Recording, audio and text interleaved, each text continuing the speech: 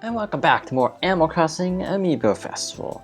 Last time we did Balloon Island and the Quiz Show, and this time we'll be moving on to Fruit Path. Shoot, forgot to read the rules. Touch an Amiibo card to the NFC touchpoint and the character on the card will take the same number of steps as printed on the card.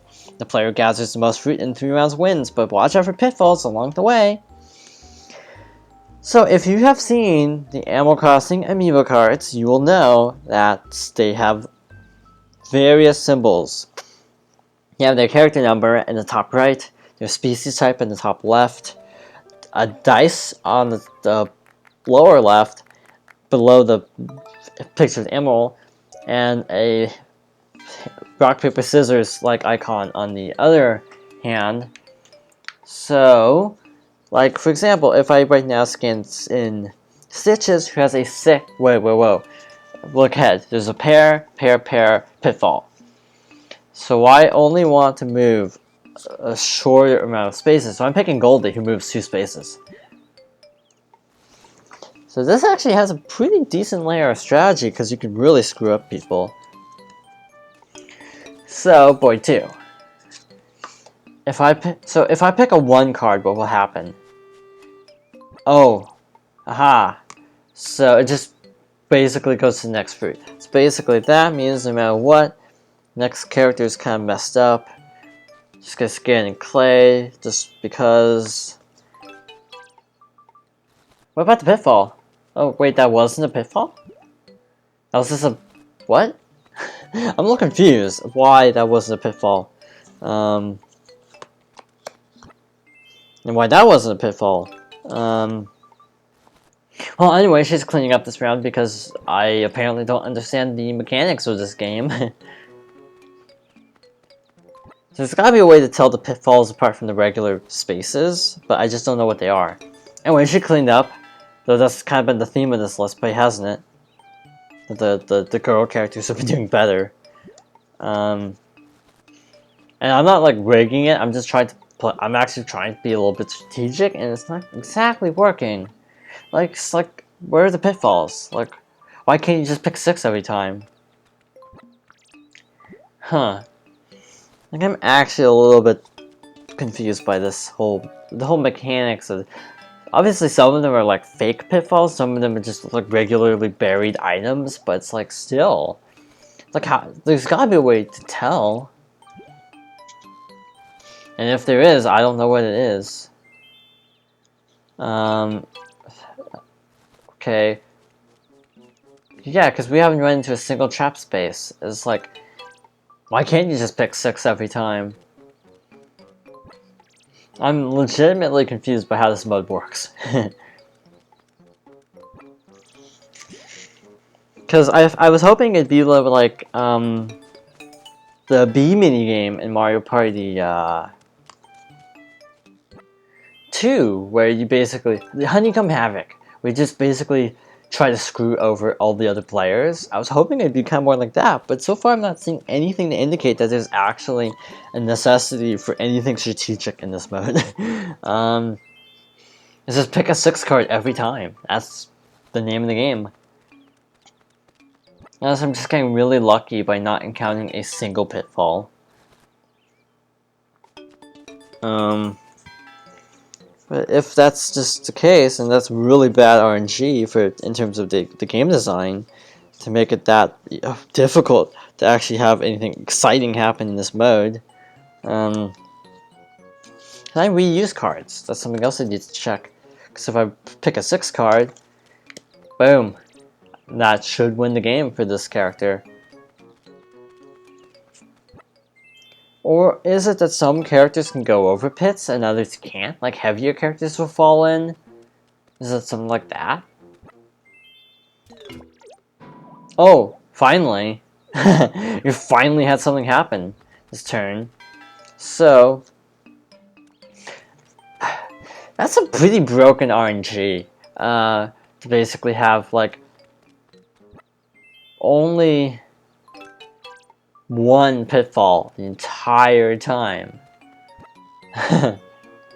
So we got the gold, apparently what happens is you just keep going until all the turns are met. I know I'm reusing cards like crazy, but I only have like 25, as I previously stated. So I'm just picking cards with good value. Can you actually have other characters? Okay, so all cards are fair game, which is kind of broken. Like, I feel like they should have you pick, ooh, 2 pitfalls. I feel like you should not be allowed to share cards. I feel like that kind of breaks the game a little bit. I feel like they must also have some ability as well. Okay, 3 pitfalls. Now all the pitfalls are coming out for some reason.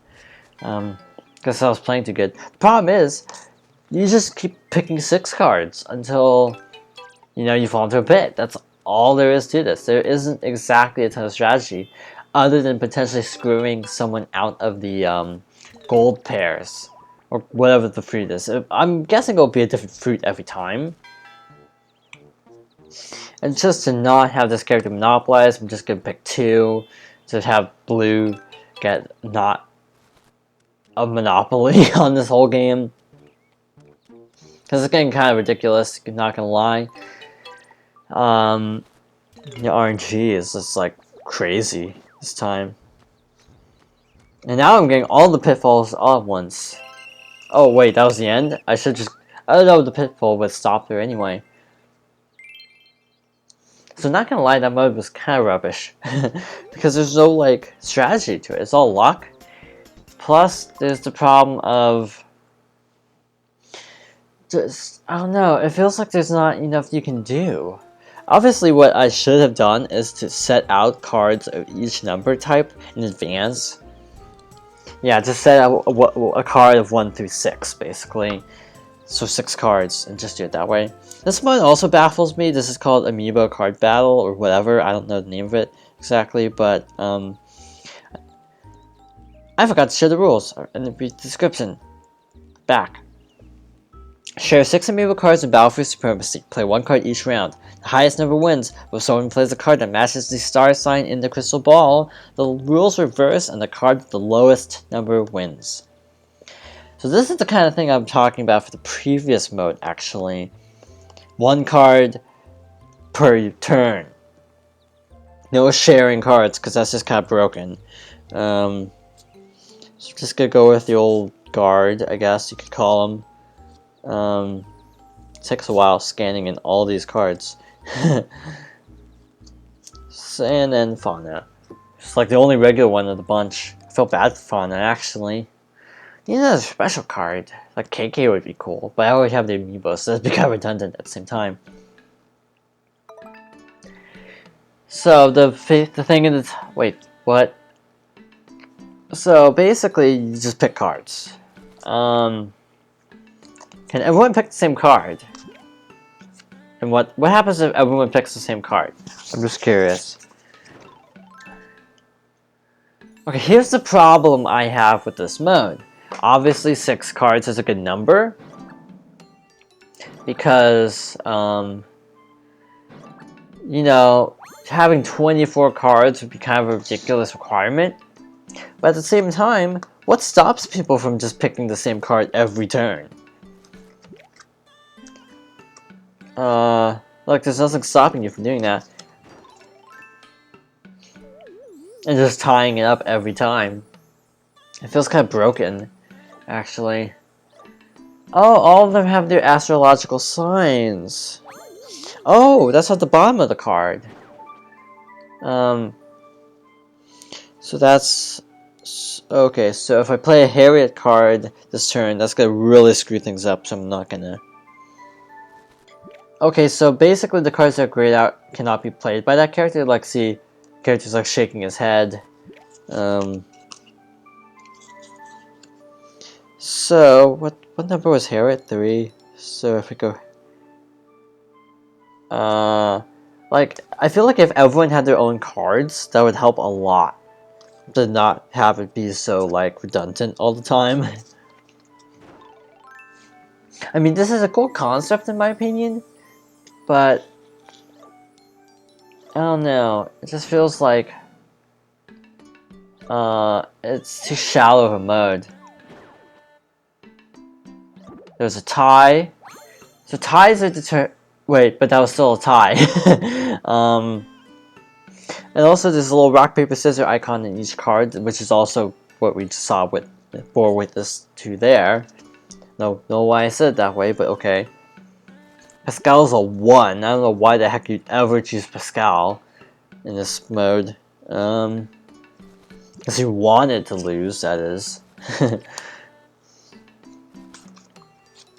Again, this is a mode that I think would be really good if everyone had their own set of cards. Because you can... sharing cards is such a stupid idea, this mode. So it's a reversal of fortune, basically. So boy 1 ended up winning just because of with a 1 card. So that is why you want to have someone like Pascal around, because if you can flip the tables, then that basically means you win. Okay, so that mode is kind of garbage. Not gonna lie. And again, it's just so close and yet so far from being really good. And to be honest, Desert Island takes forever, as we've seen.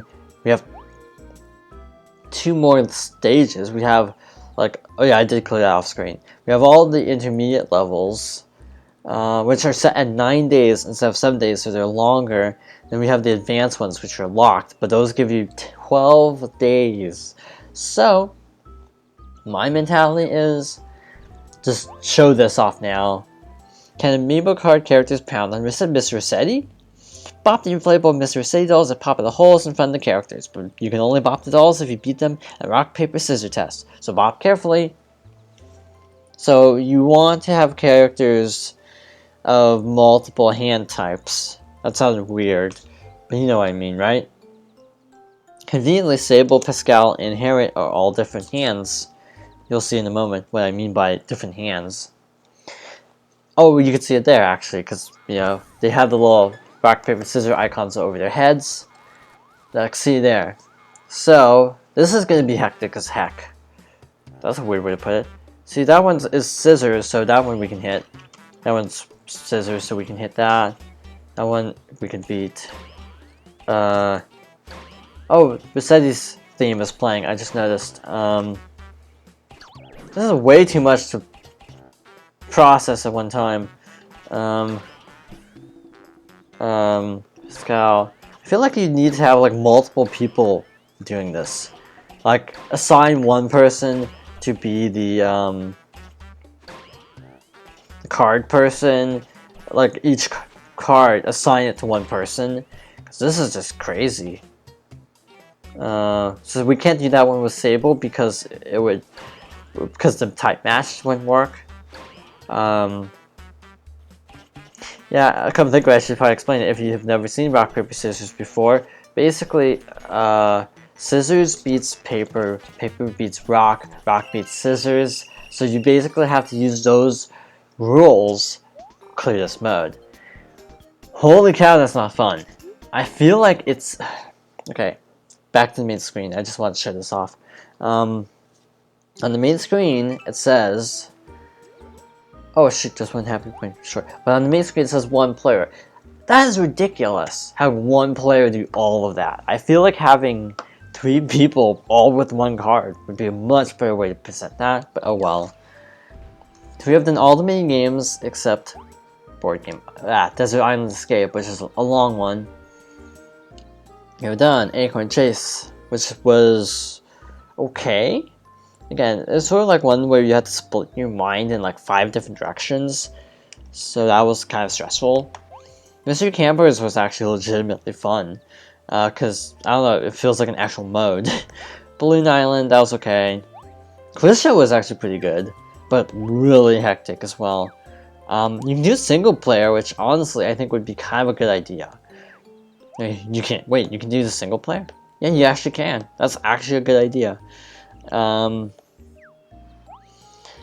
Amiibo card battle, which is kind of bad. Fruit Path, kind of bad.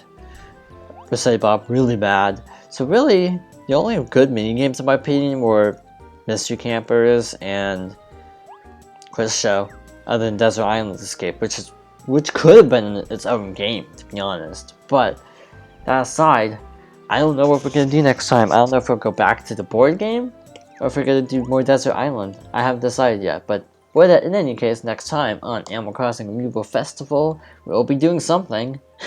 Thank you for watching.